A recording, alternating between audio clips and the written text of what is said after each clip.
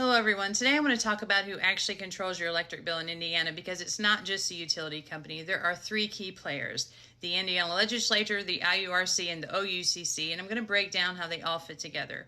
First, the Indiana Legislature. They write the law that sets the entire system up. They decide how utilities are allowed to recover costs, what kinds of investments they can charge customers for power plants, transmission, grid upgrades, whether mechanisms like trackers such as fuel adjustment clauses are allowed, and how much financial risk utilities versus customers must bear. So, as we've established in earlier videos, the legislature sets the legal framework that governs the utilities.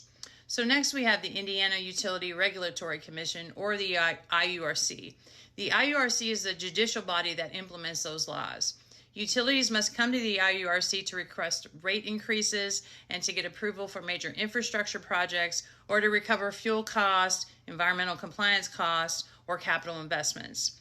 The IURC evaluates whether the costs are reasonable and necessary, which is an Indiana law, what return on equity or profit the utilities are allowed to recover, and how costs are allocated among the customers. So the IURC does not make policy, it applies the laws passed by the legislature.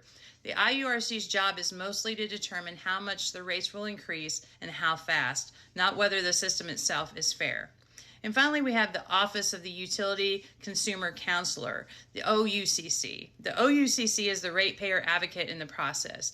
They participate in the IURC cases to challenge utility requests, push for lower rates or delayed recovery, and to cross-examine utility assumptions and spending. The OUCC cannot override the law, but acts as a legal defense for consumers in a system where the rules are already written. So why does this matter? Well, when people focus only on the utility company or the IURC's decision, they're missing the bigger picture.